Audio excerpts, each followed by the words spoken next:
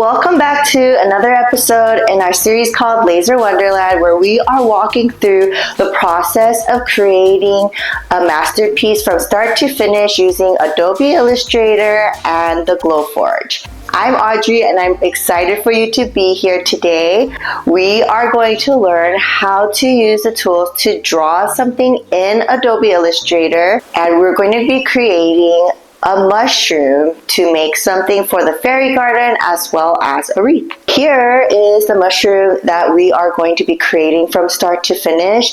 This one is super cute because it has a layer on it. We have the double layers here so you can see the top portion of the mushroom as well as a little peekaboo of the inner part of the mushroom. We're creating this little fairy garden door, and we're also going to be creating this little wreath. It makes it super festive for the holiday season, and you can customize it any way you like. I'll also go over where I bought all the materials so that it's easy for you to do. One of the questions that we see often is about acrylic. How do we use it? What kind do we use? And do we need to mask it? Here is the acrylic 101 that you need to know in order to do any project using acrylic. So oftentimes when you purchase acrylic, depending on your vendor, they're going to offer multiple sizes. If you have a Glowforge, our laser bed is 12 by 20 inches. And so oftentimes you're going to see that our acrylic vendors are going to have acrylic that's just shy of that size. So probably around like 11 by 19 or somewhere close to that, because with acrylic, with the laser, they can't get to the very edge of the corner. So we're actually losing material if you actually have material that fits that same exact laser bed. Okay, so when you get acrylic, you're going to get it either masked in white, masked in brown, and then masked with this like clear wrap just to protect your acrylic. The most ideal is to have the white one. When you have the white masking, you could put this straight into the laser and have no issue. If you have the brown one, you're going to need to peel off the brown and mask it with your white masking. If you use the brown masking and leave it on there, you will see some flare up, which is pretty scary in the laser. So I would highly recommend you take it off. And then finally, you also have this clear wrap. It literally is just to protect your acrylic from getting scratched during transit. If you have this, I would actually peel this off and put my white masking on there. When you are using mirrored acrylic and you need to have things engraved, you're going to need to flip your image and also cut on the back of your acrylic so that it removes the mirror portion and you get to see that clean finish in the front. I hope that information was helpful, and if you have any additional questions related to acrylic, let me know down below and I'll make sure to get them answered. If you're ready for the tutorial, let's hop on over to our computer and I'll walk you through the steps of creating a little design in Adobe Illustrator. In Adobe Illustrator, go ahead and start off with your square tool. We're going to create a bit of a rectangle here for the top of the mushroom. Switch over to the direct selection tool and we're going to highlight the top two of the squares. The idea is to curve the top to make it look like a mushroom, and I'm going to make it all the way down.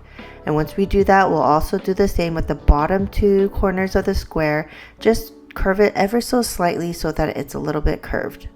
Highlight the whole mushroom top and we're going to copy and duplicate this in the front. So copy is Command C and then Command F to put it in the front. We're using the curvature tool to lift the little bottom part of the mushroom. That way we could see the under portion of the bottom half. Now that we have the general idea of what the mushroom is going to look like, we're going to increase the stroke and outline this whole picture. So go ahead and click on Object, Path, Outline Stroke, and that's going to outline this little mushroom that we have. I've also gone and duplicated the front of the mushroom so that we have the front cap, and now we're going to focus on the bottom half.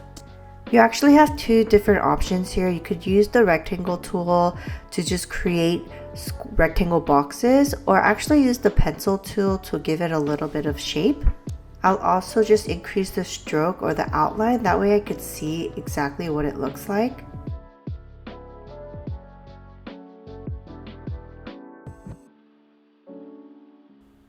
With all of the strokes for the under part of the mushroom created, go ahead and highlight all of these, and we're going to increase the stroke to a couple points, maybe like 3 points. That way when we go to cut this out, it's not going to be a big issue.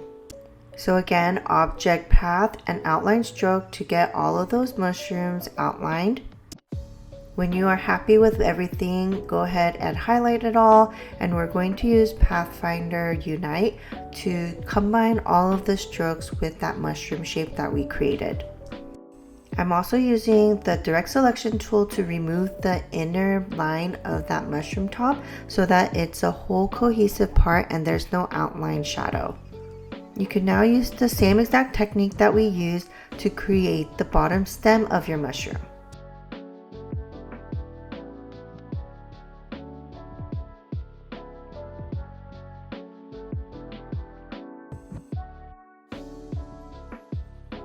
We're also going to do the same exact method for the top layer of the mushroom by clicking on the direct selection tool and removing the inner portion. Here is a better look at what our mushroom is going to look like. Our orange top is going to be the top of the mushroom and the black is the bottom layer. Now that you have your mushroom, we can make multiple sizes and different variances here. Simply duplicate the mushrooms and just adjust the sizes to your liking. One thing to note here is that when you're taking this to your laser, you need to separate each of the layers. Our mushrooms are ready and we are now going to go cut these, and I'll see you at the table. I am using an 8-inch wreath here, but you are more than welcome to get any size that you are happy with. These can be bought at Michael's or your local craft stores. I also visited my local Dollar Tree and was able to find a variety of items that would be perfect for this wreath. So here we have some moss, cotton balls, pine cones, and even this wood twirly. For my wreath, I wanted to have this little writing on here, so I wrote Fairy Wonderland. And now that I'm looking at this closer, I feel like I made some wings for the dot, but it doesn't really come out the way I wanted it.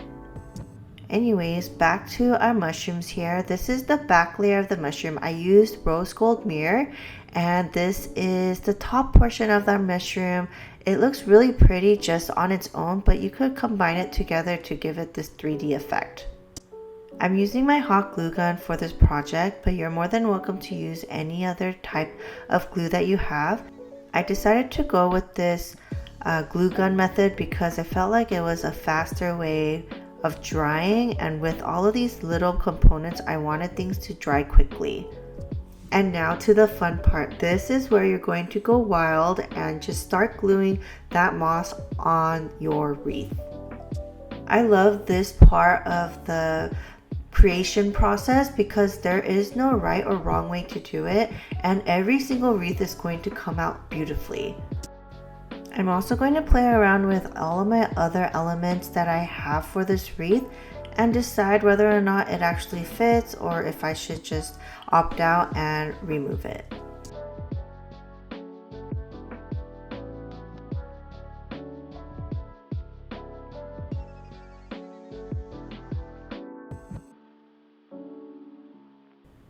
I think I actually like some of these mushrooms to just be single layered and have that rose gold mirror. It's going to give it a little bit of pop and shine, which is also going to be very festive.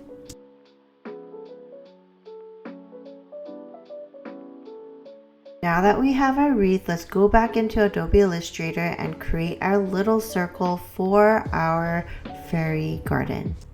We're using the ellipse tool here to create a circle, and if you don't have a wreath, you could use this method to create your own. So we're increasing the stroke here. I want this to be pretty thick, and once we have a desired stroke, I have 11 points here. I'm going to duplicate this and make a couple circles here to overlap. You could use object path, outline stroke to create the outlines of these circles and unite it all to create your wreath. To create that fairy garden door, we're actually going to need a base.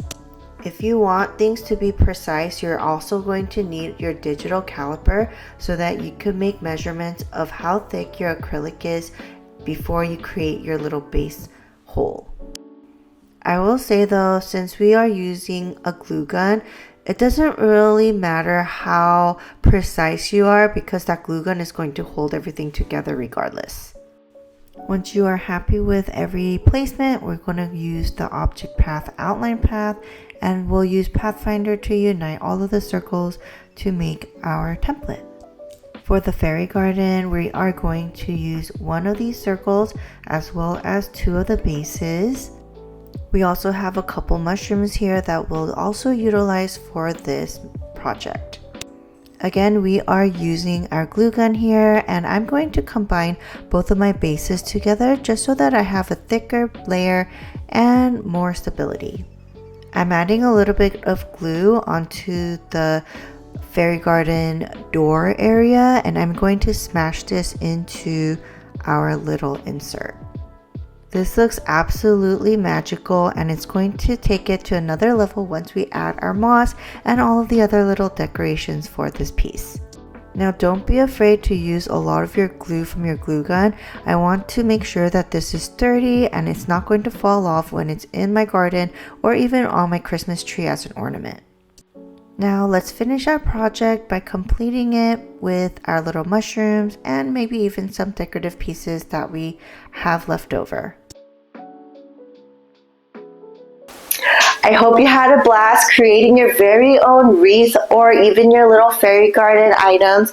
If you have any questions, please make sure to leave them down below. If you do end up using these tips, make sure you tag them in your feed. I would love to watch them and I'd love to see them being created. If you haven't already, make sure you like this video and hit that subscribe button.